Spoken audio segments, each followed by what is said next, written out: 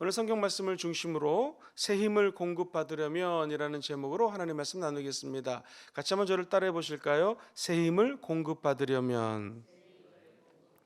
이 세상 어떤 사람도 새 힘을 공급받지 않고는 살아갈 수가 없습니다.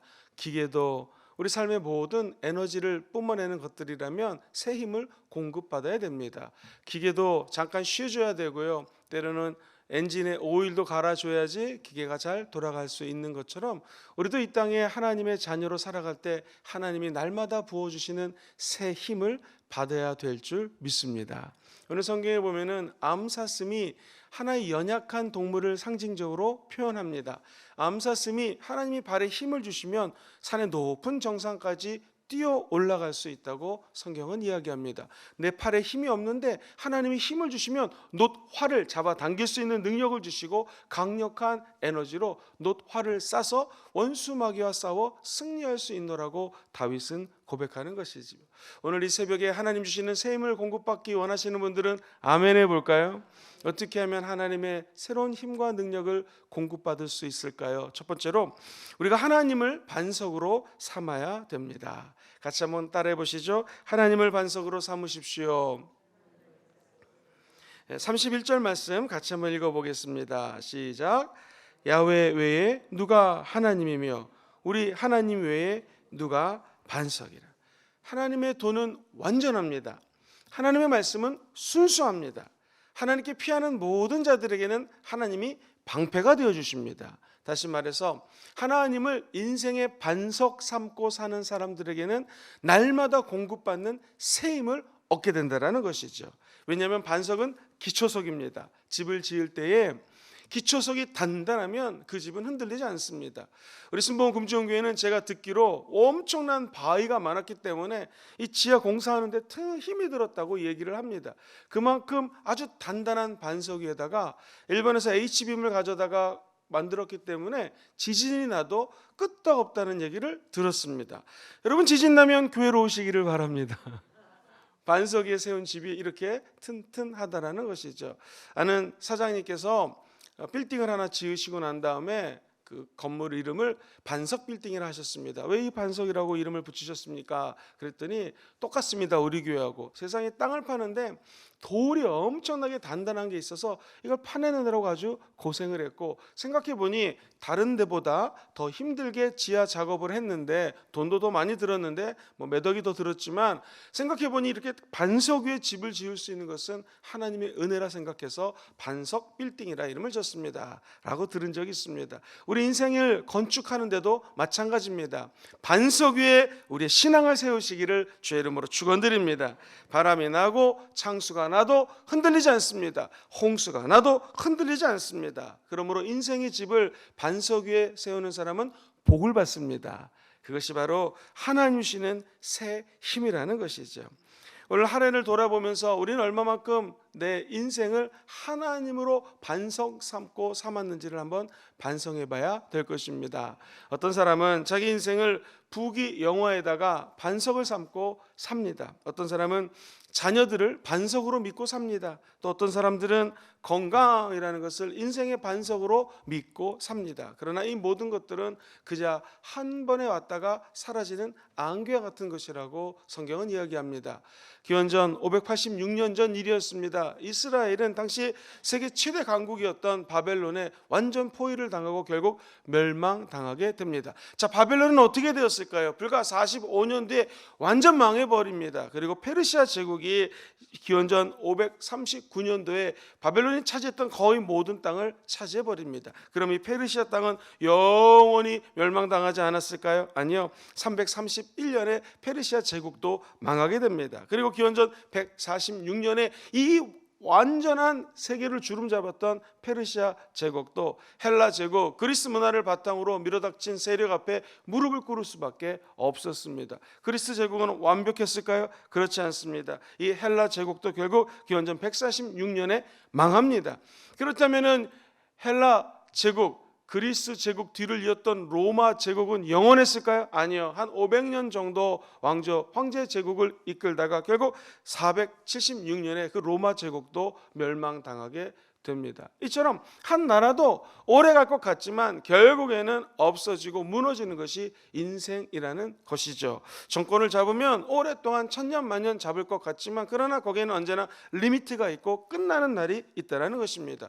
우리나라를 보십시오. 고조선 엄청나게 많은 중국 지역까지 확대했던 나라입니다. 그러나 고조선도 삼국시대 발해 우리가 잘 아는 것처럼 고려시대를 지나서 조선을 지나서 대한제국, 대한민국으로 이렇게 변화되지 않습니까? 인생의 생사화복과 한 나라의 흥망성쇠는 하나님이 쥐고 계시다라는 것이죠. 그렇다면 그 하나님께 믿음을 반석으로 두고 사는 사람들은 하나님 주시는 새 힘을 공급받을 수 있다는 것입니다. 바벨론의 한 왕이 이런 글을 적어놨습니다. 참 놀라운 명언을 남겼습니다. 읽어드립니다. 하나님은 살아계신 하나님이십니다. 영원히 변치 않으실 하나님이십니다. 하나님의 나라는 망하지 않을 것입니다. 하나님의 권세는 무궁합니다. 하나님은 구원도 하시고 건져내기도 하시고 모든 일을 행하시는 분 하나님이십니다. 아니 어찌 이 바벨론 왕이 하나님에 대해서 잘 알았는지 이렇게 하나님을 기록해 놨습니다. 그렇습니다. 우리 인생에 영원히 변하지 않는 반석 하나님밖에 없는 줄 믿습니다. 성경은 얘기합니다. 야훼 외에 누가 하나님이며 우리 하나님 외에 누가 반석이랴. 이 세상에 어떤 것도 반석이라는 것은 없습니다. 오직 하나님만을 인생의 반석 삼으시기를 주의 이름으로 축원드립니다. 인생의 진정한 성공은 하나님을 반석 삼고 그 위에다가 인생을 건축해 나가는 것입니다. 우리의 길을 완전하게 하실 하나님을 찬양하며 저 여러분들의 삶이 평생 하나님만을 반석 삼아 기초 삼아 이 땅에서의 삶을 영위하시기를 주의 이름으로 축원드립니다. 두 번째로 오늘 본문을 보면 이 다윗은 굉장히 큰 사람인 것을 알 수 있습니다. 우리가 새 힘을 받으려면 큰 하나님 밑에 들어가 큰 사람이 돼야 됩니다. 같이 저를 따라해 보시죠. 큰 사람이 되십시오. 본문 35절 말씀을 한번 읽어보겠습니다. 35절 시작. 또 주께서 주의 구원하는 방패를 내게 주시며 주의 오른손이 나를 붙들고 주의 온유함이 나를 크게 하셨느니라. 자, 본문에서 답을 찾겠습니다. 다윗이 나를 크게 하셨는데 어떻게 내가 크게 되었다고 얘기합니까? 주님의 온유함이 나를 크게 만들었노라고 이야기합니다. 내가 커지기 원하시는 분들은 한번 아멘 해보시죠. 다윗은 그가 큰 사람이라고 고백할 수 있었던 것은 하나님의 옷이 하나님의 온유하심이라는 옷이 내게 입혀지자 내가 큰 사람이 되었다라는 것입니다. 오늘 여기 골리앗이 서 있습니다. 다윗은 여기에 비하면 조그만 소년이었을 것입니다. 굉장히 작은 사람인데 왜 하나님은 큰 사람이라 했을까요? 다윗은 넘어졌습니다. 그 넘어진 다윗 위에 골리앗이 발을 옮기고 올려놓은 장면을 생각해 보십시오. 골리앗 위에 있는 다윗은 무지무지 큰 사람입니다. 그는 키가 작았을지 모르지만 끝까지 큰 사람으로서 삶을 살아갈 수가 있었습니다. 우리가 잘 아는 것처럼 사울 왕이 끝까지 다윗을 죽이려고 쫓아옵니다. 그러나 그는 하나님이 기름 부은 자이기 때문에 사울 왕의 목에 손을 대지 않습니다. 왜? 하나님이 기름 부었다라는 사실 하나 때문이죠. 죽을 수 있는 얼마든지 기회가 있었지만 죽이지 않습니다. 왜 그랬을까요? 그는 큰 사람이었기 때문에 그렇습니다. 다윗을 저주하는 심의를 그냥 무시하고 용서합니다. 큰 사람이죠. 성경은 분명히 얘기합니다. 큰 사람은 그냥 되는 것이 아니라 하나님이 온유함을 부어주셨기 때문에 큰 사람이 되었다는 것이죠. 오늘 하루도 우리가 평생을 살아갈 때 작은 일들, 속상하게 만든 일들 너무너무 많습니다. 우리는 다 속이 작아서 옛날 어르신들 말씀처럼 밴댕이 속 같아서 조그만 일에 화를 낼 수 있고 삐질 수가 있고 섭섭할 수가 있습니다. 그러나 이것을 크게 만들 수 있는 유일한 방법은 하나님이 저와 여러분들에게 온유함을 부어주셔야 된다는 것이죠. 성경에도 온유한 자는 복이 있나니 땅을 기업으로 받을 것이라고 말씀하셨습니다. 큰 기업을 하나님 은혜 가운데 받기 원하시면 아멘 해볼까요?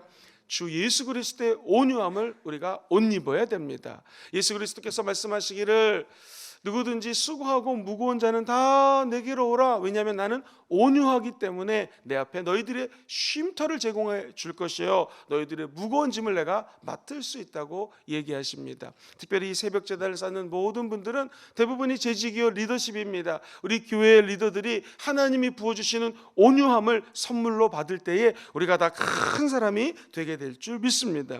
다윗은 죽을 고비가 무지 많았습니다. 어렸을 때는 목동이었습니다. 사자와 이리와 산 짐승, 들 짐승, 사막에 있는 악한 짐승들이 죽일 수 있었기 때문에 그 삶의 죽을 고비를 여러 번 넘겼습니다. 사울 왕이 죽이려고 쫓아옵니다. 아니 자기의 장인 어른입니다. 그 장인 어른이 사위가 잘 되는 것을 볼 수가 없었습니다. 시기 질투 때문에 쫓기는 삶, 죽을 고비를 얼마나 많이 넘겼는지 모릅니다. 또 젊었을 때는 사울 왕이 창을 던진 적도 있었습니다. 그 노년에는 아들 압살롬이 반역을 해서 죽이려고 합니다. 그러나 이 죽을 고비를 넘길 수 있었던 큰 사람이 될 수 있었던 이유는 바로 하나님이 함께 하셨기 때문입니다. 사랑하는 성도님들, 저와 여러분들이 하나님을 반석으로 삼고 있을 때에 큰 사람의 기초가 생깁니다. 그리고 그 기초 위에다가 하나님이 부어주시는 성령의 기름 부으심, 온유한 기름 부으심을 받게 되기를 주의 이름으로 축원드립니다. 다윗과 비슷한 사람이 한 명 있었죠. 모세입니다. 모세의 온유함은 정말로 대단했던 것을 우리는 알 수 있습니다. 하나님이 모세를 크게 사용할 수 있었던 것은 하나님의 온유함이 그에게 있었기 때문이죠. 2020년도부터 우리 한국교회는 큰 격동기를 맞이한 느낌입니다. 지금도 많은 믿지 않는 자들이 드라마나 세상의 여러 가지 매스미디어를 통하여 교회를 폄하하는 장면들을 많이 보게 됩니다. 너무 마음이 아픕니다. 그러나 하나님이 한국교회를 크게 하기 위해서는 지금 이 시간에 우리에게 온유함을 부어주는 시기인 줄 믿습니다. 어렵지만 우리 대한민국에 있는 모든 교회들이 이 어려운 시기를 큰 교회로 정말 믿음이 장성한 분량으로 자라나기 위하여 하나님이 공급해 주시는 온유함을 체험하기를 소망합니다. 이 가운데도 우리 교회도 사실은 어려운 시기를 많이 넘겼습니다. 이것은 바로 하나님이 우리 모든 재직들에게, 장로님들, 권사님들, 안수집사님들, 그리고 봉사하시는 모든 분들에게 우리의 마음을 크게 하기 위하여 온유함을 부어주셨기 때문에 교회에서 자금 갖고 싸우지 않고 견디며 인내하며 참고 기도했더니 하나님 은혜 주셔서 리노베이션을 마치게 하셨고 새로운 도약의 발판을 마련해 준 줄 믿습니다. 바라기는 2022년도 새해에는 하나님이 부어주시는 온유한 옷이 모든 성도들에게 입혀져서 더 큰 사람들이 되기를 주의 이름으로 축복합니다. 그래서 조그만 거에 넘어지지 않고 더 큰 사람으로 한 걸음 한 걸음 성큼성큼 하나님 나라를 위하여 걸어가는 저 여러분 되시기를 주의 이름으로 축원드립니다. 마지막으로 우리는 어떻게 하면 하나님 주시는 새 힘을 공급받아 오늘 하루를 살아갈 수 있을까요? 사실은 걸을 때 우리에게 힘이 없습니다. 인생의 걸음걸이가 힘이 있어지기 위해서는 하나님이 보폭을 넓게 해주셔야 됩니다. 그래서 세 번째는 걷는 걸음을 넓게 하십시오 라고 말씀드리고 싶습니다. 같이 한번 읽어보실까요? 시작. 걷는 걸음을 넓게 하십시오. 본문 36절 말씀 같이 읽어봐요. 시작. 내 걸음을 넓게 하셨고 나를 실족하지 않게 하셨나이다. 저는 이 말씀을 묵상하면서 큰 은혜를 받았습니다. 내 보폭이 넓어지게 하셨다. 하나님 전적인 은혜죠. 암사슴 보폭이 넓으면 얼마나 넓겠습니까? 숫사슴보다 연약합니다. 그러나 그 발목에 힘을 주니까 성큼성큼 점프를 해가서 산 정상까지 올라갈 수 있는 것 하나님의 은혜입니다. 그런데 이 사슴이 아무리 보폭을 넓게 해줘도 엉뚱하게 사자 있는 대로 성큼성큼 걸어가면 사자한테 잡아먹을 수밖에 없지 않겠습니까? 근데 하나님은 그가 실족하지 않을 수 있도록 보폭을 넓게 해 주셨을 뿐만 아니라 올바른 길로 인도해 주셨다라는 것이죠. 오늘 아침에 우리가 하나님을 하루를 살아갈 때 우리의 보폭이 넓어져서 다른 사람들보다 더 큰 에너지로 성큼성큼 아주 먼 거리까지 가시기를 주의 이름으로 축복드립니다. 더 중요한 것은 올바른 방향으로 실족치 않고 옳은 의의 길을 따라가시기를 주의 이름으로 축원드립니다. 야훼 하나님 우리의 목자가 되시면 우리는 성큼성큼 인생의 발걸음을 넓히 보폭을 넓히며 걸어갈 수가 있습니다. 왜 그럴까요? 그분이 쉴만한 물가로 인도해 주십니다. 그분이 우리에게 기름 부어주셔서 바리 때 어둠의 세상으로부터 보호해 주시는 은혜가 있을 줄 믿습니다. 그래서 다윗이 23편에 이렇게 고백을 하죠. 내가 사망의 음침한 골짜기를 다닐지라도 해를 두려워하지 않습니다. 왜? 하나님이 내 발에 힘을 주셔서 이 사망의 음침한 골짜기로부터 벗어날 것을 믿습니다. 다시 말하면 보폭을 넓혀주실 뿐만 아니라 이 음침한 골짜기에서 올바른 길, 의의 길, 생명의 길, 축복의 길, 영생의 길로 내 발걸음을 인도해 주실 것이라는 확신이 있었습니다. 오늘 이 새벽에 나와 예배드리는 모든 분들에게 우리의 보폭이 발 넓이가 넓어지는 은혜가 있었으면 참 좋겠습니다. 뿐만 아니라 하나님이 힘을 주셔서 올바른 길, 의의 길로 인도해 주시기를 주의 이름으로 소망합니다. 다윗은요, 잠시 골리앗과 싸워 이긴 다음에 사울 왕의 사위가 됐습니다. 궁궐 생활했습니다. 아마 오늘날로 치면은 저 시골집에 살다가 제일 좋은 집에 이사가서 산 것이라고 표현할 수가 있겠죠. 그러나 그 시간도 짧았습니다. 엔게디 황무지로 쫓겨나게 됩니다. 그리고 비탈길, 란간, 요새 아주 협착한 곳에서 생활하기 시작합니다. 그의 입지는 줄어들기 시작합니다. 그의 걸음은 자꾸만 좁아질 수밖에 없었습니다. 멀리 갈 수가 없었습니다. 그러나 그의 노래를 들어보십시오. 하나님이 내 걸음을 넓게 하셨습니다. 우리도 우리의 입지가 좁아지는 것 같고 건강이 예전 같지가 않고 힘이 들 때가 있습니다. 이때가 바로 하나님이 주시는 새 힘을 공급받아야 될 때입니다. 주여, 내 발걸음의 보폭을 넓게 하셔서 하나님의 의의 길로 인도함 받게 도와 주시옵소서.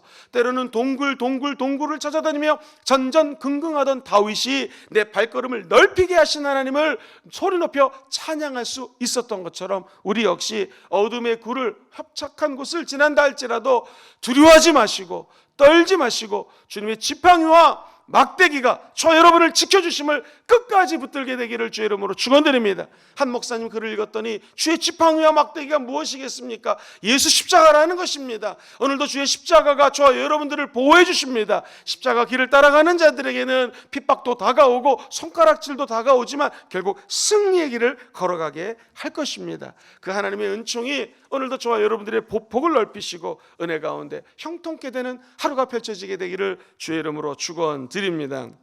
한 가지 예화를 드리고 말씀을 정리하겠습니다.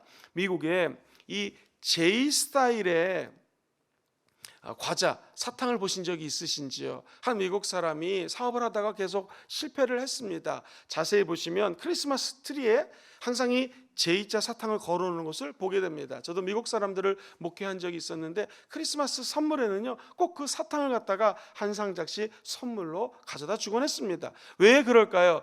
이 J는 예수 그리스도를 상징합니다. 지팡이거든요. 이 지팡이를 걸어놓는 사탕입니다. 근데 혹시 기억하십니까? 빨간색이 있어요. 뭘 상징할까요? 예수 피입니다. 근데 거기에 하얀색이 또 곁들여져 있어요. 하얀색은 예수님의 순결함과 예수 그리스도의 온전함을 상징합니다. 그리고 빨간색 줄이 세 줄이 가 있습니다. 이것은 예수님이 채찍에 맞은 것을 상징적으로 표현하는 것입니다. 자, 이 사람은 어떻게 됐을까요? 이 과자에 세 줄 거놓고 예수 피를 상징하는 것을 어려움 가운데 만들었는데 결국 이 제2형 지팡이 캔디는 대박이 터집니다. 그리고 큰 하나님의 은혜를 체험하게 되죠. 우리도 마찬가지입니다. 사랑하는 성도님들, 잠언서 3장 9절로 10절 말씀을 마지막으로 한번 읽어볼까요? 어떻게 하면 우리가 하나님의 새 힘을 공급받을 수 있을까? 축복받을 수 있을까? 같이 읽어보죠. 시작. 너의 재물과 내 소산물을 처음 익은 열매로 야훼를 공경하라. 그리하면 너의 창고가 가득히 차고 내 포도즙 틀에 새 포도즙이